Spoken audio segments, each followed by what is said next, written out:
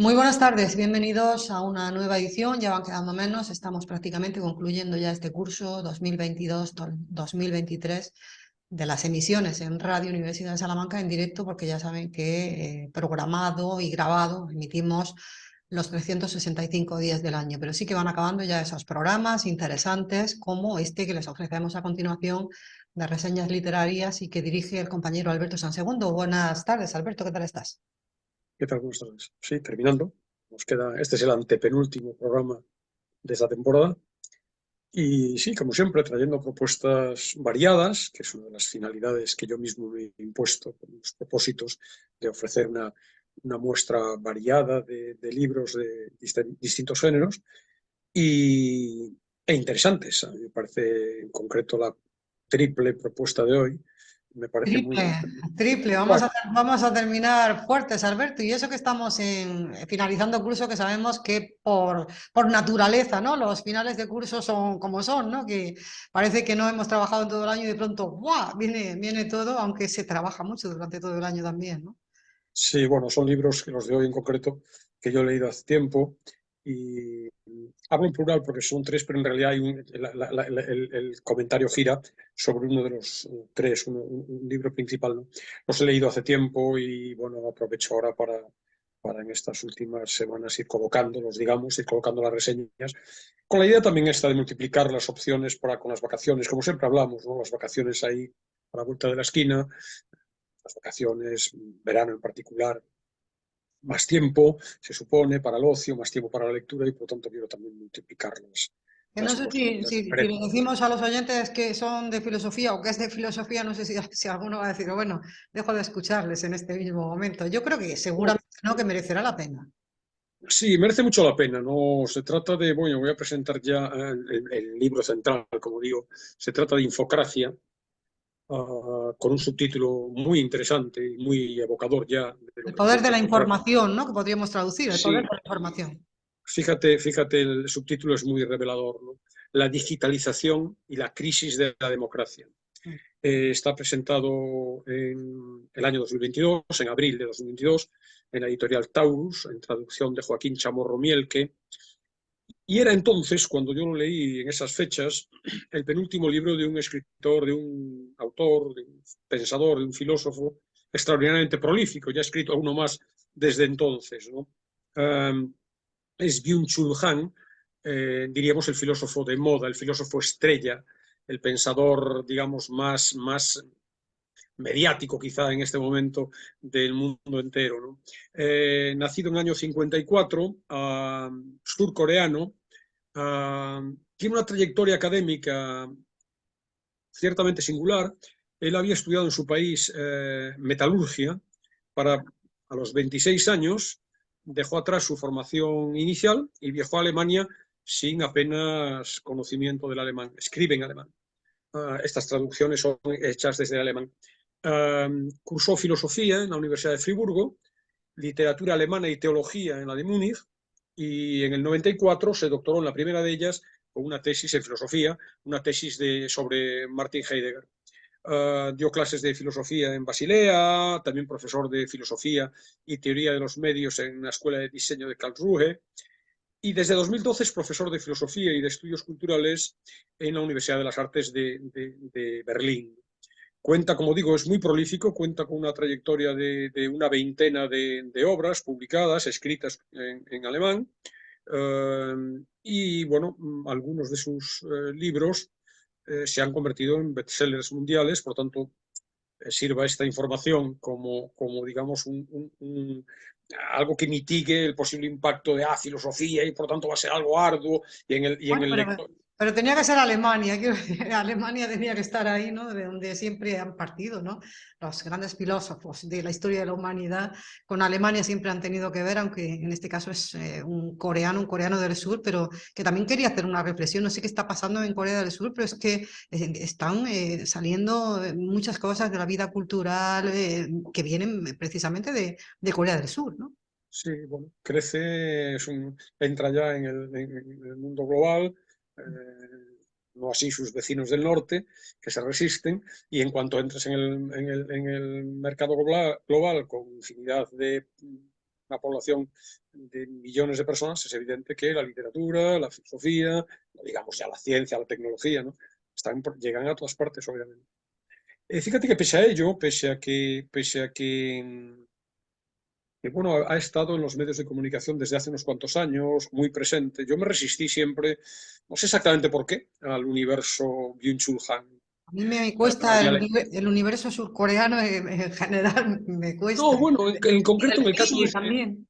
en el caso de este pensador, ha sido omnipresente en los medios, por lo menos en revistas literarias, en suplementos culturales, etc. De manera que yo lo he seguido en sus intervenciones públicas, he leído muchas entrevistas con él, he leído reseñas sobre sus libros, pero no me había decidido nunca a leerlo, a adentrarme en sus obras, ¿no? Y bueno, por esos azares de la vida, pues en un momento determinado, el año pasado, leí Infocracia, que me deslumbró y además me dejó con una mala conciencia de decir qué pena no haberme interesado por su obra antes, porque es ciertamente apasionante, ¿no? A partir de ahí he intentado suplir las carencias y he leído en este año otros dos libros, que luego, si me da tiempo, hablaré también de ellos, No Cosas, y dos de los más conocidos, y La Sociedad del Cansancio. Como se ve incluso por los títulos, y también por esto que aludía antes, el carácter de bestseller, de que es muy leído, habla de cuestiones del día a día, es un filósofo, pero no, diríamos, encerrado en la Torre de Marfil, discutiendo, reflexionando sobre cuestiones abstrusas, inaccesibles, habla del día a día, habla de la sociedad que nos rodea, es muy, muy, muy interesante, los temas, la escritura, muy sugestiva, con muchísimas ideas, uno no para de tomar notas mientras lo lee, ha abierto su pensamiento a infinidad de hilos que propician la reflexión y que exigen, y esto sí, esto sería el contrapeso a la idea de bestseller, de fácilmente legible, de asequibilidad general, de popular, etc. La idea de que exige, la lectura exige, es compleja, se sigue sin especial dificultad, alguien con una formación normal y corriente puede acceder, pero sí exige sosiego y sí exige tranquilidad en la lectura. Los libros, como quizá has podido percibir, son libros muy, muy, Pequeñitos. muy breves, ¿no? No llega, si le quitas a Infocracia el índice, etcétera, no son ni 90 páginas, ¿no? Pero esta idea de la tranquilidad, del sosiego, sí que de adentrarse con detenimiento, reflexionando, degustando, dándole vueltas a las ideas, muchas, que plantea, sí que forma parte, yo diría, consustancial de su figura. Yo le leía hace unos meses una entrevista que le hizo El País, Francesca Arroyo, en El País en el año 2014, yo la leí hace meses, y el periodista le pregunta por la relación entre Eros y el pensamiento, porque Byung-Chul Han venía de presentar otro de sus libros, La agonía de Eros, y contesta, creo que para responder a eso necesitaría antes pensar durante un par de semanas, ¿no? Entonces, esa idea es muy reveladora de lo que nos podemos encontrar. No es muy denso, se puede leer bien, pero es muchísima información. Cada frase es, digamos, un fogonazo que exige reflexión. En la misma entrevista que comento, más adelante, cuenta alguna peripecia personal y es también muy, muy significativo, ¿no? Dice, yo quería estudiar literatura alemana, de filosofía no sabía nada. Supe quiénes eran Husserl y Heidegger cuando llegué a Heidelberg. Yo, que soy un romántico, pretendía estudiar literatura, pero leía demasiado despacio, de modo que no pude hacerlo. Me pasé a la filosofía. Para estudiar a Hegel, la velocidad no es importante. Basta con leer una página por día. Bueno, pues esta idea, yo creo que se puede, cualquier lector que se adentre en los libros del filósofo surcoreano se lo va a encontrar. No tanto como yo no he llegado a una página por día, sino que, bueno, lo he leído son 90 páginas, no he estado 3 meses, sino que no ha llegado una semana. Pero sí, una semana de lectura en sí misma, pero luego las notas, la confección de estas reseñas, de la base para luego estos comentarios, sí que me ha llevado semanas de reflexionar, de madurar las ideas del libro. Un libro que, por resumir, podríamos decir que habla de cómo la omnipresencia en este momento de los dispositivos digitales en nuestras vidas, fenómeno que ya es conocido, alcanza proporciones inimaginables hasta hace una década y está transformando todo. Está transformando todas las áreas de la existencia humana. Lo sabemos, el trabajo, el ocio, la educación, la medicina, el comercio, los transportes, el consumo, la cultura y esta es el matiz, la derivación que me interesa, también la política y también la democracia. Ese es el planteamiento. La democracia en este momento es menos democracia, precisamente, es infocracia, y ahora explicaré el sentido de ese término, precisamente por esa hiperinflación de información a partir de los dispositivos, de la tecnología. Al contrario de lo que mantienen otras personas que precisamente hablan de que toda esa profusión de comunicación, de redes, etcétera, va en pos de una mayor democracia, ¿no? Eso lo Claro, mantienen también muchos esa pensadores y tesis, personas comunes y corrientes. esa tesis nacida en el 98, luego hablaremos de ella, la desmonta en su libro Byung-Chul Han. Mm. De un modo, en muchos casos, muy burdo, muy ostensible, salvo para quienes son víctimas de este fenómeno, que permanecen ignorantes en su adormecimiento digital.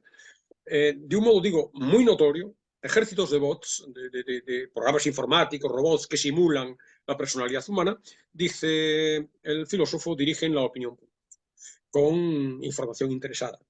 Hay infinidad de sitios de Internet que propagan mentiras y noticias falsas para sembrar el odio. Hay millones de troles que condicionan los debates políticos y mediatizan las campañas electorales. Eso por un lado, de manera muy evidente. De una manera más sutil y por tanto más peligrosa, está un fenómeno al que aludíamos ya la semana pasada y en otras ocasiones, ¿no? Esta hiperabundancia de información, las estrategias de los grupos empresariales, los grandes grupos empresariales propietarios de estas plataformas de comunicación, Twitter, Instagram, YouTube, etc., se aprovechan de la economía de la atención y mantienen secuestrada de una manera más, como digo, más aviesa, más escondida, la voluntad de los consumidores, convirtiéndonos a todos en esclavos dóciles que encima nos creemos libres, auténticos y creativos.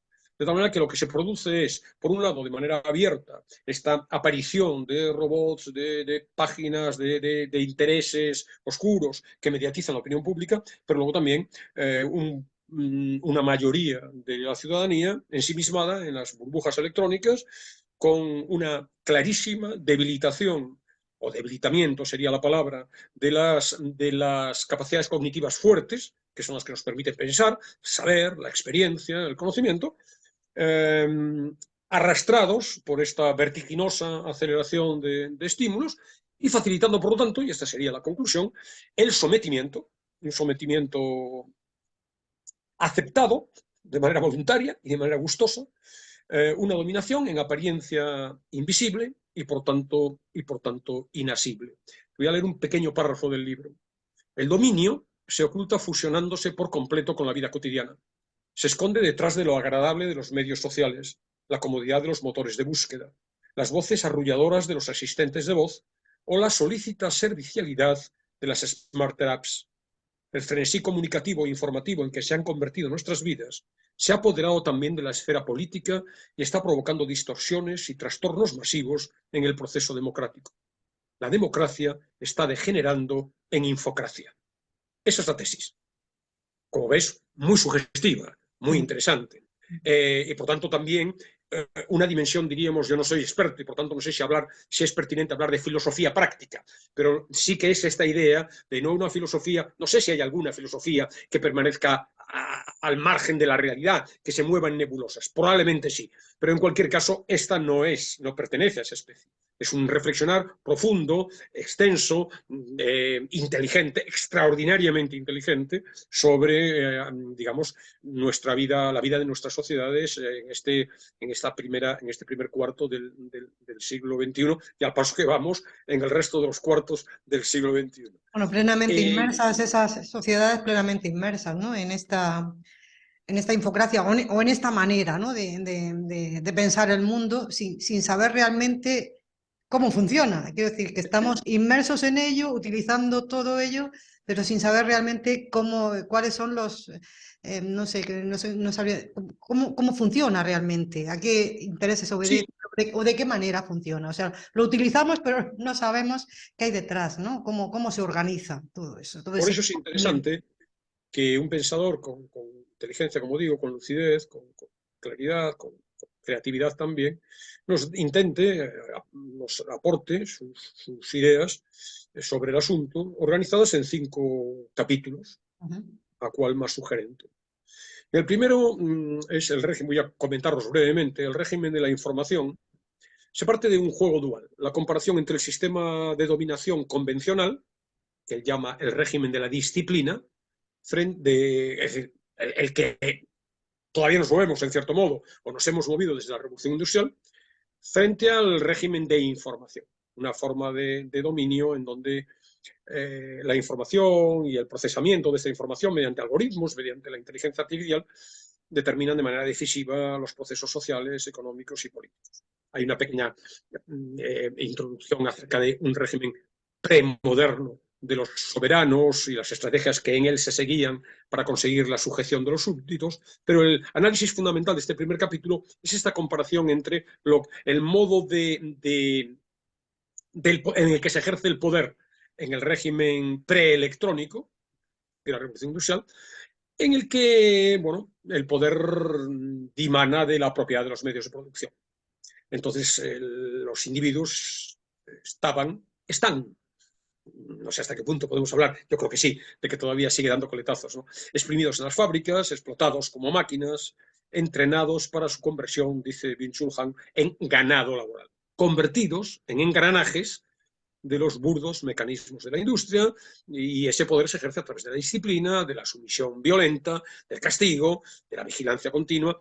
Me viene a la cabeza, por supuesto, cita expresamente el Big Brother de Orwell, ¿no? Pero a mí me viene a la cabeza, y no está citado por él, Tiempos modernos, aquella imagen icónica del hombre devorado por la máquina. ¿Te acuerdas de Chaplin entre los engranajes de aquella inmensa máquina, ¿no? Este es el dominio, el modelo de dominio convencional. Por el contrario, en el capitalismo, el moderno capitalismo de la información, el poder ya está en el acceso a la información. Como hemos hablado otras veces, el poder está en los datos que permiten el control y la vigilancia permanentes, y además de una manera muchísimo más sutil. No hay nadie con un látigo que aparentemente esté condicionando nuestro comportamiento. Las técnicas de disciplina, las clásicas, la reglamentación del trabajo estricta, el adiestramiento físico de la gente, en las escuelas, en las empresas, ya es obsoleto.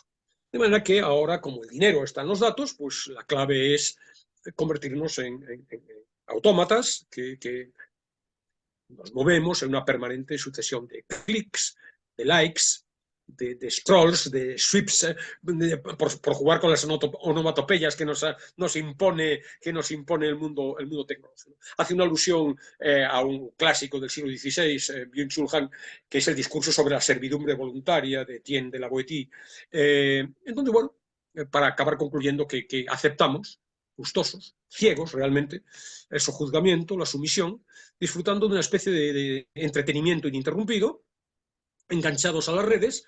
Estamos también, por lo tanto, enganchados a quienes las manejan con técnicas que se basan en la psicología del comportamiento. Y por lo tanto, bueno, estamos exactamente igual en las vidas degradadas, un sistema que nos convierte de personas a datos, literalmente, en expresión del propio filósofo, ganado consumidor.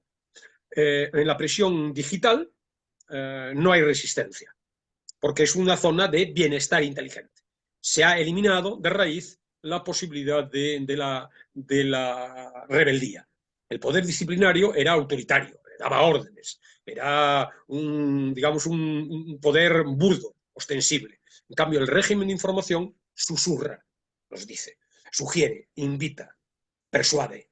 El poder dictatorial pasa desapercibido, se esconde, se disfraza. En la expresión literal de Byung-Chul Han, resulta sexy. Entonces, bueno, a partir de este juego, que es muy sugerente, aparecen otras cuestiones, y estoy hablando todavía del primero de los capítulos, aparecen otras cuestiones muy atractivas, ¿no? La visibilización, la vigilancia, la transparencia, el aislamiento y la comunicación, el consumo, los influencers, la libertad, la ideología, todavía como un intento de una explicación narrativa, el relato, explicación narrativa del mundo, y frente a ello el dataísmo como una cuantificación de las existencias, una cuantificación totalitaria, absolutamente, de las existencias, que ya son previsibles, porque ya sabemos qué es lo que vamos a hacer, porque los datos, la estadística, la multitud, la infinidad de millones de datos que nos definen, ya están previstas, ya prevén nuestros comportamientos, adelantan cuáles van a ser nuestras reacciones. Entonces, el ciudadano aparece en este momento desprovisto de voluntad, de capacidad de decisión, ¿no? Fíjate que cita también a Carl Smith, el filósofo bueno, de trayectoria dudosa, ¿no? Antes de la Segunda Guerra Mundial, Carl Smith escribía: soberano es quien decide el estado de excepción. El propio Smith tuvo que cambiar esto cuando empezó digamos, los avances electrónicos, y ya formulaba la expresión como soberano es quien dispone de las ondas del espacio, ¿no? Byung-Chul Han parafrasea estas expresiones y dice: soberano es quien manda sobre la información en la red. Y de esa información, de todos los que mandan, somos todos súbditos. Esa es la primera aproximación, como ves, muy sugerente, ¿eh? Como hay infinidad de ideas, estoy haciendo un resumen muy apresurado, pero muy atractiva, ¿no? Para entender mejor el mundo, incluso pudiendo discrepar, ¿no? Difícilmente, ¿no? Yo no soy muy capaz de discrepar, primero porque creo que casi todo lo que dice es verdad, pero es que es una persona extraordinariamente inteligente y, por lo tanto, es difícil encontrarle fallas en su razonamiento. O por lo menos tener la soberbia intelectual como para intentar ponerse a su altura y poder discutir con un cierto equilibrio, ¿no? Es extraordinariamente convincente porque sus argumentos son extraordinariamente poderosos intelectualmente. El segundo capítulo es el que lleva el mismo título que el del libro, Infocracia, ¿no? Y habla de las amenazas, directamente habla de las amenazas, de las distorsiones en los procesos democráticos. Entonces, claro, aquí habla de tres fases también, ejemplificándolo en el libro, la televisión y ahora, digamos, las redes, Internet, ¿no? Las sociedades nacidas en la Ilustración se basaban en el libro. Y esto es interesante porque el libro es el conocimiento ordenado, sistematizado, es la argumentación pausada, es el debate, hay otro, el diálogo. Se pueden contrastar las ideas que yo expongo con las ideas que otro ha expuesto en un libro. Cabe ese debate, esa discusión, ¿no? Es decir, el libro es una ordenación coherente y regulada de hechos e ideas. Por tanto, se puede acceder con análisis, con explicaciones, con pruebas. Los libros, sostiene, son la base de la democracia, ¿no? En la cultura de masas, en cambio, en la que todavía vivimos, el emblema ya es el televisor, ya no es el libro. Por lo tanto, ya no hablamos de juicio, de razonamiento, de análisis, hablamos del infoentretenimiento. Y por tanto, ahí estamos hablando de crisis de la democracia. La política se convierte en espectáculo. Los debates televisivos, que esto lo estamos viendo, ¿no? En los que prevalece la apariencia, prevalecen los gestos, prevalece la estética, prevalece el flash, ¿no? Publicitario, ¿no? El lema rotundo, ¿no? Que gana audiencia en un segundo, ¿no? O Donald Trump en Twitter, ¿no? Que Claro, lo conoce muy bien, ¿no? Esto que estás. claro. La presencia de Donald Trump en el libro es constante, ¿no? Bueno, la televisión convierte a los oyentes, a los espectadores, en eso, espectadores pasivos, se rinden a la diversión. La estructura horizontal que presupone el libro, un debate dos o a muchos más que dos, en tanto que comentamos, analizamos, reflexionamos y pensamos sobre las tesis que se sostienen en un libro, se convierten, en terminología de Byung-Chul Han, en una, digamos, estructura anfiteatral, de espectáculo, de anfiteatro. Los medios de masas cautivan al público como oyentes, como espectadores, y por tanto nos han privado de la madurez, de la posibilidad de hablar, de contradecir, etc. La democracia se convierte en, a decir de Byung-Chul Han, de telecracia. El discurso ya pierde densidad y se convierte en espectáculo y publicidad. Por último, la infocracia, que es el término que acuña el autor, la clave es la pantalla electrónica. Entonces nos convierte a todos en emisores activos. Habla de la infodemia, una auténtica infodemia. Todo el mundo constantemente emitiendo información. Y ello nos afecta en el plano cognitivo. Y alguien tomando nota de toda la información que o bien emitimos o que buscamos. Alguien tomando nota. Claro, la inteligencia artificial manejando toda esa información. Pero el hecho de que estemos constantemente emitiendo nos afecta, como digo, en el plano cognitivo, fragmenta la percepción, debilita la profundidad y la intensidad de nuestro pensamiento. Por lo tanto, como estamos envueltos en un permanente torbellino de actualidad, pues es imposible detenerse en la información. Por tanto, ello, a juicio de Byung-Chul Han, sume al sistema cognitivo en un estado de inquietud, reprime las prácticas cognitivas que consumen tiempo.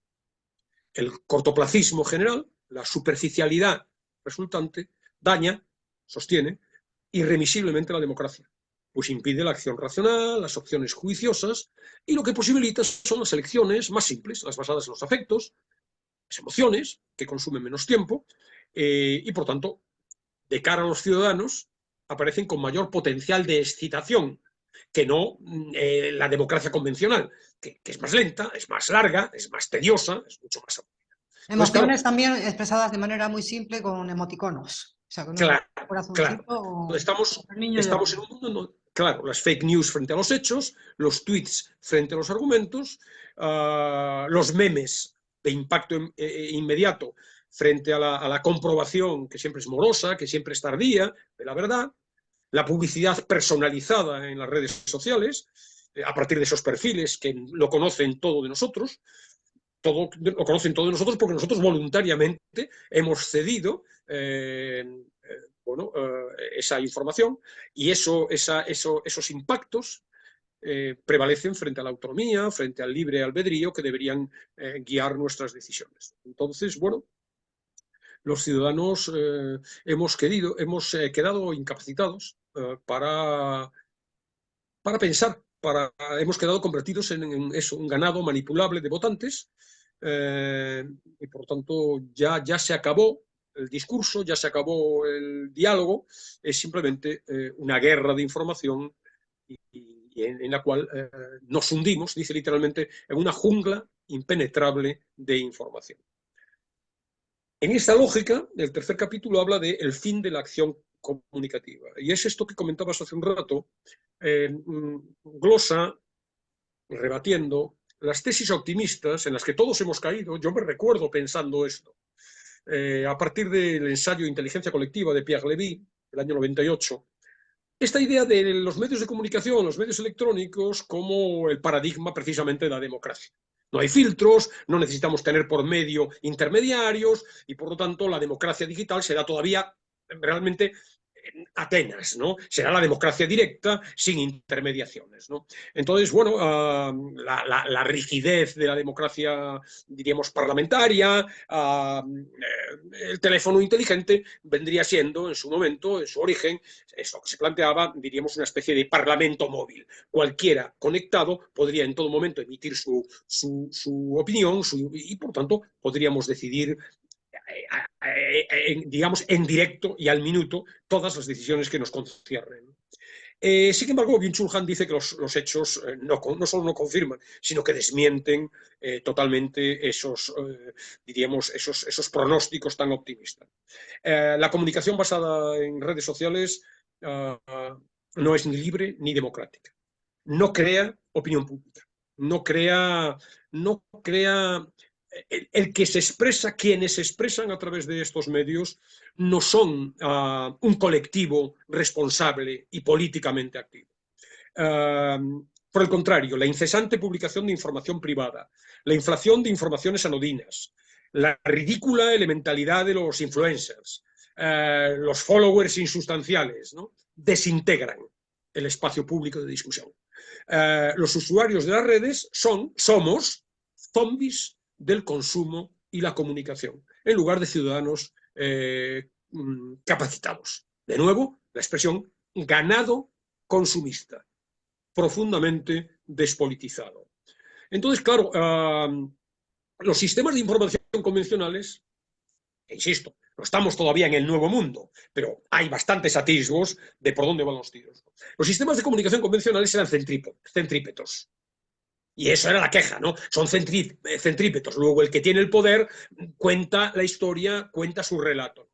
Pero en definitiva sí que organizaban la atención del público, focalizaban la opinión, centrando determinados asuntos que eran relevantes frente a los que no lo eran. Quedaba muy clara, muy nítida esta distinción entre lo que importa de verdad a la ciudadanía y lo que es el entretenimiento, lo que es el pan y circo realmente, ¿no?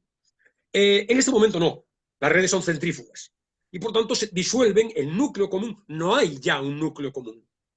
En otra expresión muy significativa de Byung-Chul Han, lo que hay ahora son enjambres fugaces e interesados, egoístas y autorreferenciales. La digitalización conlleva la desaparición del otro. Y sin otro no hay democracia.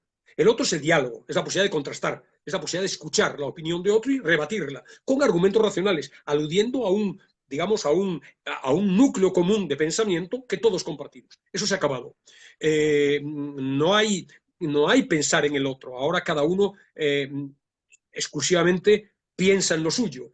Un lo suyo que es más lo suyo que nunca, porque nuestra burbuja está alimentada por nosotros mismos. Es decir, lo que nosotros conocemos a través de las redes es lo que nosotros previamente le hemos dado a las redes. Aquí entra el concepto también de filtro burbuja, ¿no? Es decir, hay un filtro burbuja. La cantidad de información que estamos dando a cada segundo permite, en Internet, permite a los algoritmos, a los que llama las máquinas pronosticadoras, crear un prototipo muy afinado de la personalidad de cada usuario.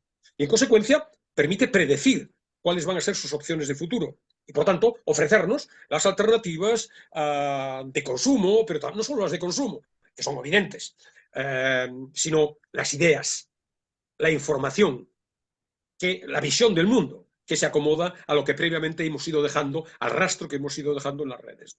Fíjate, cito literalmente, cuanto más tiempo paso en Internet, más se llena mi filtro burbuja de información que me gusta, que refuerza mis creencias. Solo se me muestran aquellas visiones del mundo que están conformes con la mía. El filtro corta el paso a otras informaciones. De ese modo, el filtro burbuja me enreda en un bucle del ego permanente. Y de ahí la importancia de la educación, de ahí la importancia de la radio, de ahí la importancia del pensamiento, de ahí la importancia de la comunicación de verdad. Es decir, pero frente a nosotros mismos, no ya frente al mundo, que también, frente a nosotros mismos, mirarnos desde fuera. Ser capaces, ahora es más difícil que nunca, siempre lo fue, mirarnos desde fuera. Y si lo que yo pienso no es lo que yo pienso, o puede no ser cierto, y si no es cierto, y si hay, y el otro enfoque, no hay otros enfoques, el otro, pensar desde otro punto de vista, ¿no?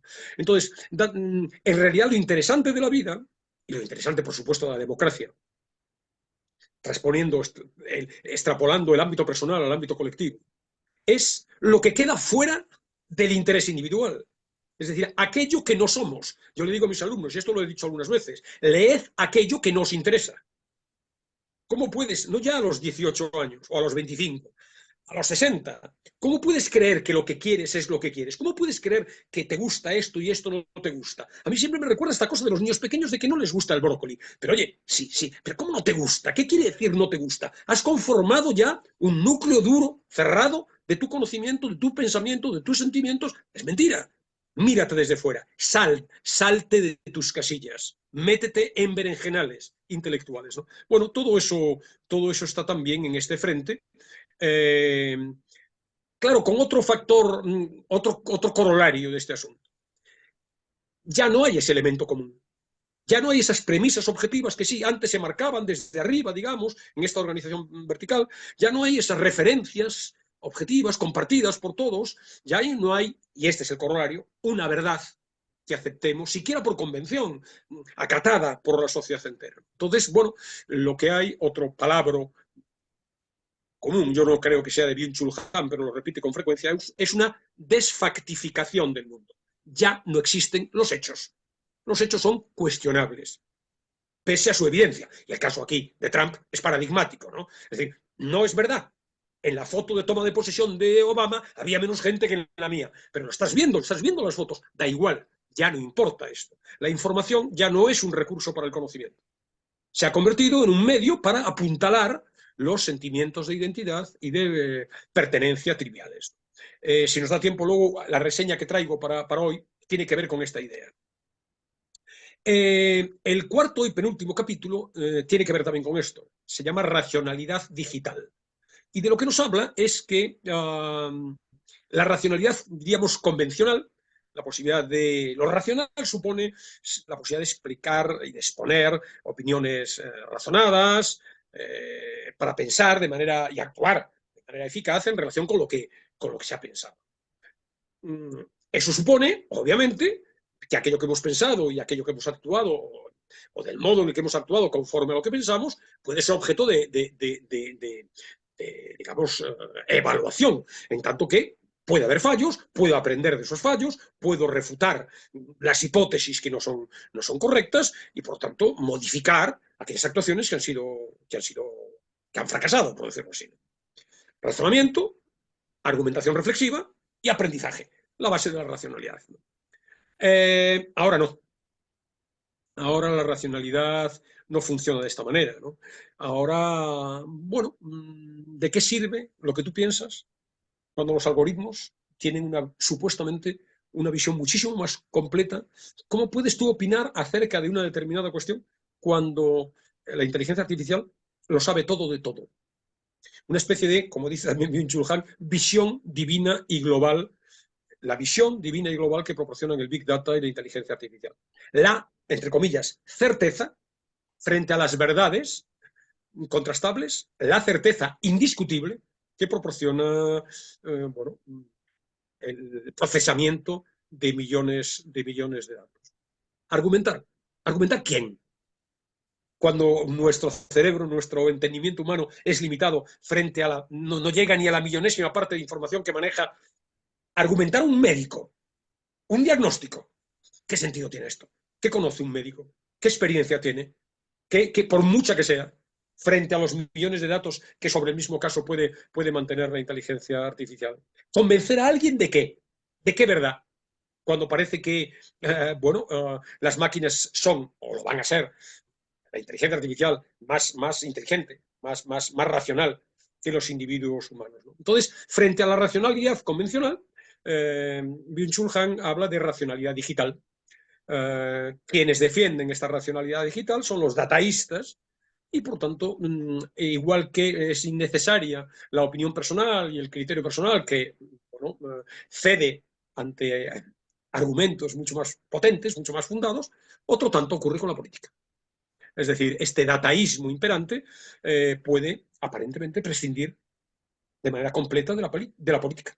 Porque para resolver los conflictos sociales no vamos a necesitar ya, bueno, la discusión humana, la discusión racional, no vamos a necesitar políticos, vamos a necesitar expertos, informáticos, que más allá de los principios ideológicos, de las visiones del mundo, nos van a dar cuál es la respuesta correcta a cada uno de los problemas. La infocracia será una, en términos de nuevo de Byung-Chul Han, una postdemocracia digital en la que las decisiones socialmente relevantes las toma la inteligencia artificial y el Big Data. La idea del individuo libre, que actúa y piensa y actúa de manera, no sé si el orden es ese, depende de las personas, piensa y actúa, vamos a suponer, piensa y actúa conforme a su razón, conforme a su entendimiento, bueno, pues frente a la extraordinaria, descomunal potencia de las máquinas, ese individuo desaparece. Y ello conduce, y este es el último capítulo del libro, a digamos, un nuevo nihilismo, que es, el último capítulo es la crisis de la verdad. Claro, en ese mare magnum de información, en esa desinformación generalizada, la irrelevancia de gran parte de las cosas que se cuentan, la desfactificación del mundo, como decíamos, no hay hechos objetivos porque están sustituidos por los hechos alternativos y las realidades paralelas, etc. Se acaba ese mundo común que todos compartimos y al que hay que aludir.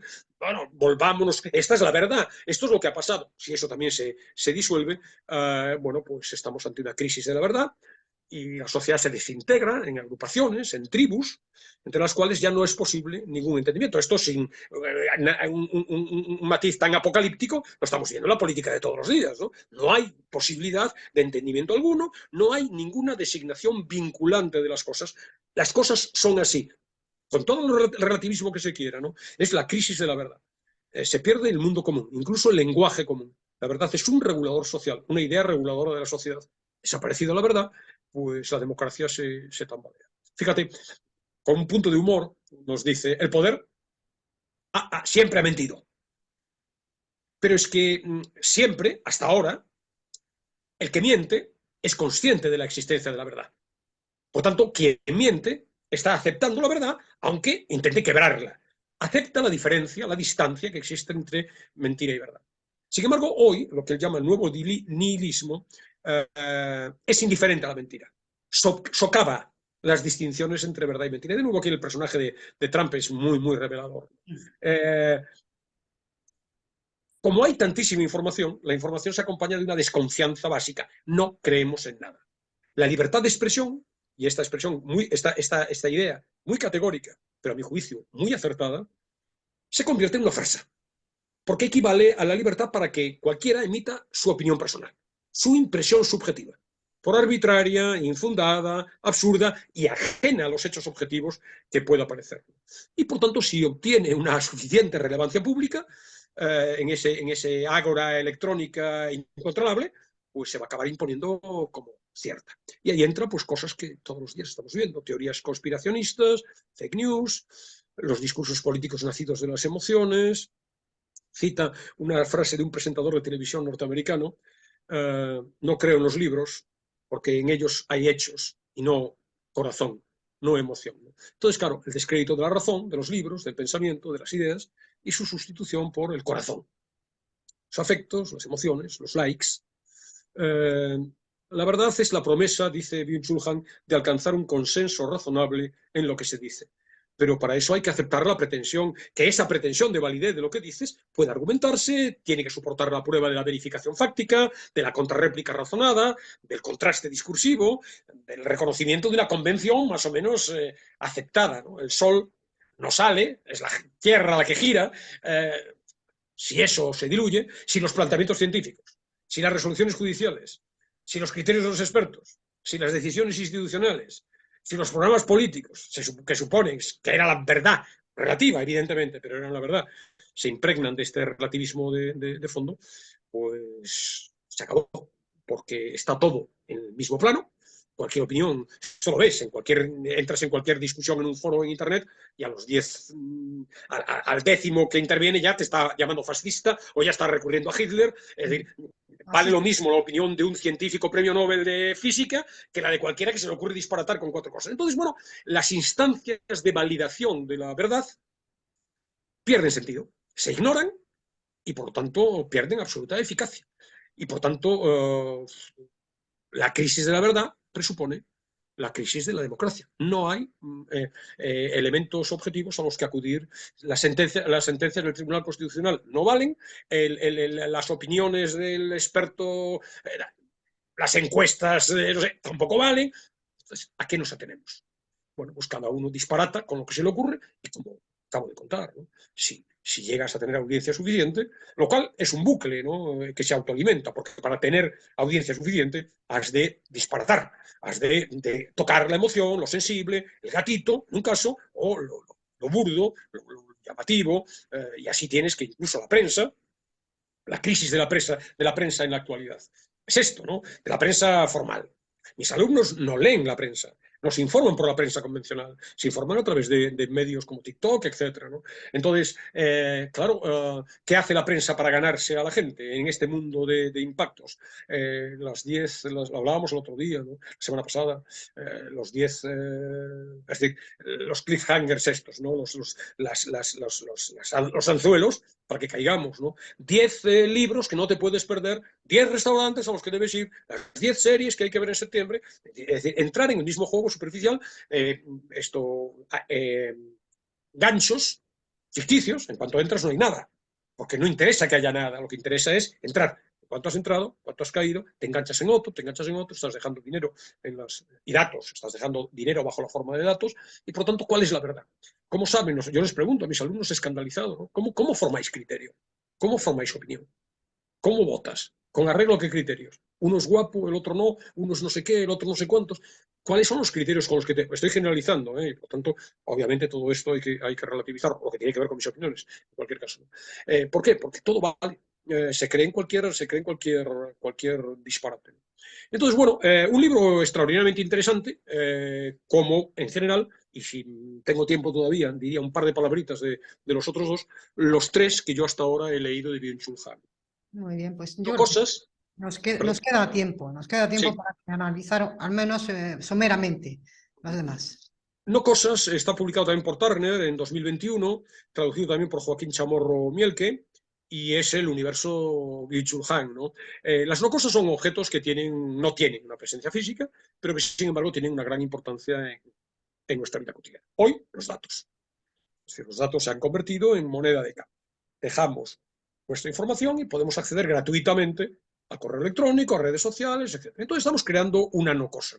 Cita, y es muy interesante, ¿no? Me lleva un poco de tiempo, pero quiero comentarlo porque es atractivo, ¿no? Cita una novela como referencia y como metáfora descriptiva de sus tesis, la novela La policía de la memoria, de una escritora japonesa, Yoko Ogawa, en la que la escritora habla de una isla sin nombre. En esa isla, al parecer, en la novela, unos extraños sucesos intranquilizan a los habitantes de la isla, ¿no? Inexplicablemente empiezan a desaparecer cosas irrecuperables luego, cosas aromáticas, rutilantes, resplandecientes, lazos para el cabello, sombreros, perfumes, cascabeles, esmeraldas, etc. La novela, al parecer, describe un régimen totalitario que elimina las cosas y los recuerdos con la ayuda de una policía de la memoria similar a la policía del pensamiento Orwell. de Orwell, ¿no? Claro. El libro de la japonesa, dice Byung-Chul Han, puede leerse como, digamos, una analogía, en analogía con nuestra sociedad. En nuestra sociedad desaparecen continuamente cosas, sin que nos demos cuenta. La inflación de cosas, paradójicamente, nos engaña haciéndonos creer lo contrario. A diferencia de la distopía, y estoy citando ya al filósofo, de la distopía de Yoko Ogawa, no vivimos en un régimen totalitario con una policía del pensamiento que despoja brutalmente a la gente de sus cosas y sus recuerdos. Es más bien nuestro frenesí de comunicación e información lo que hace que las cosas desaparezcan. La información, es decir, las no cosas, se coloca delante de las cosas y las hace palidecer. No vivimos en un reino de violencia, sino un reino de información que se hace pasar por libertad.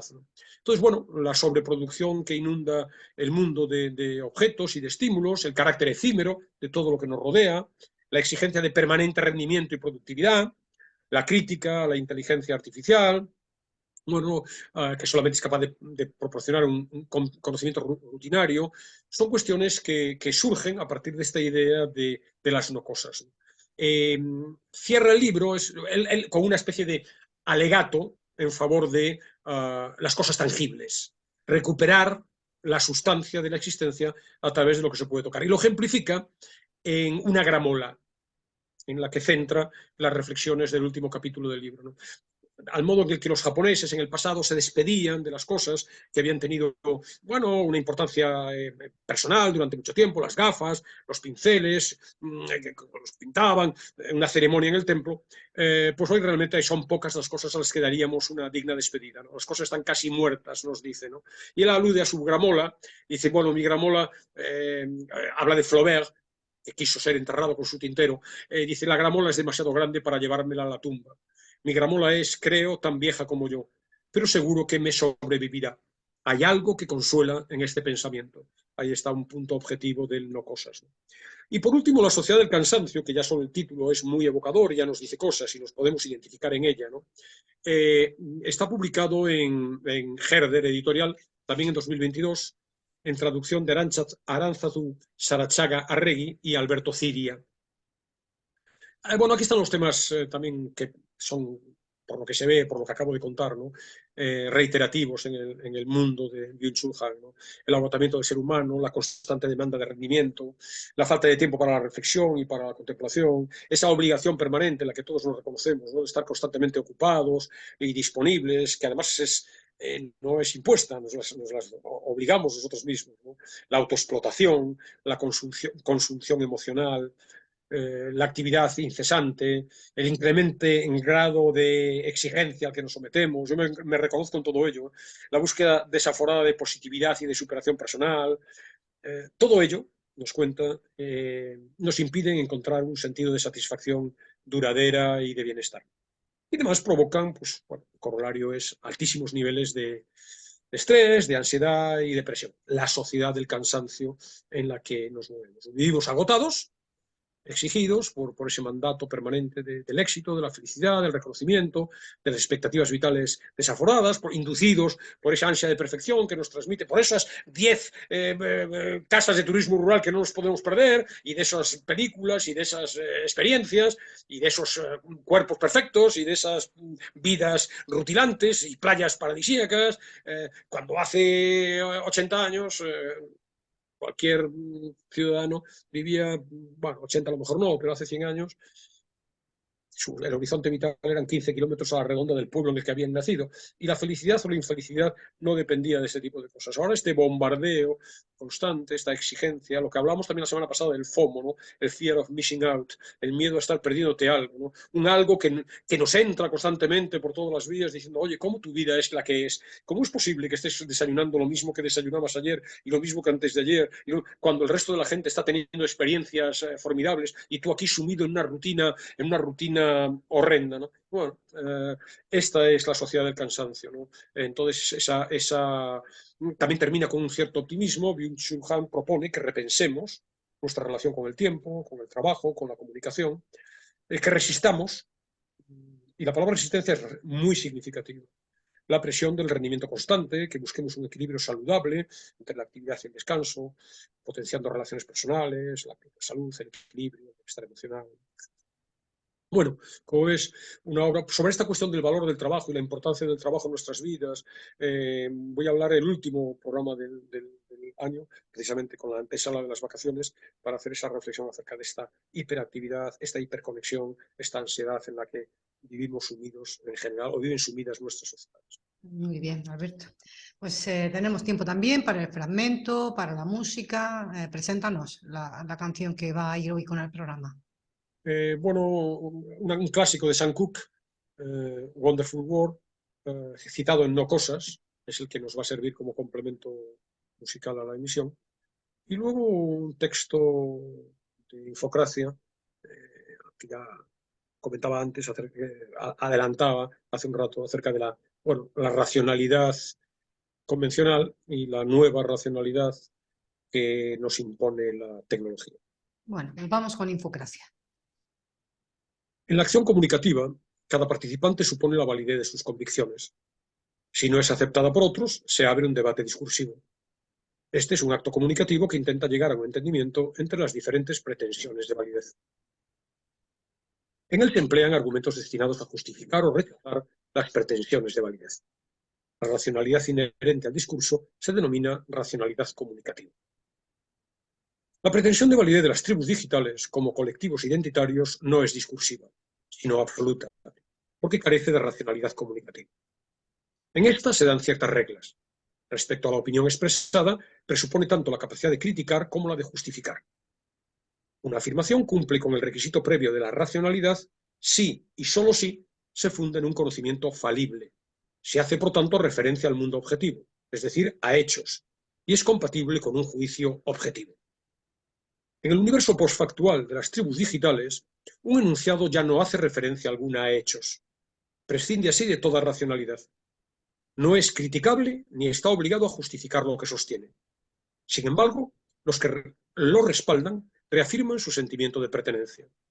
El discurso es así sustituido de este modo por la creencia y la adhesión. Fuera del territorio trivial solo hay enemigos, otros a los que combatir.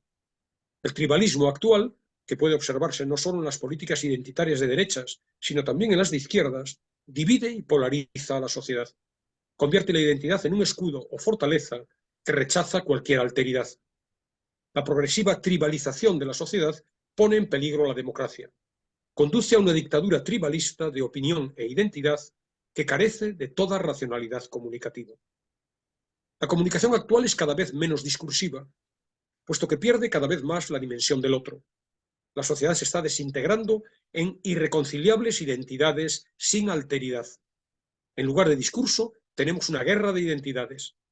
La sociedad pierde así lo que tiene en común, incluso su sentido comunitario. Ya no nos escuchamos. Escuchar es un acto político en la medida en que integra a las personas en una comunidad y las capacita para el discurso. Crea un nosotros. La democracia es una comunidad de oyentes. La comunicación digital, como comunicación sin comunidad, destruye la política basada en escuchar. Entonces, solo nos escuchamos a nosotros mismos. Eso sería el fin de la acción comunicativa.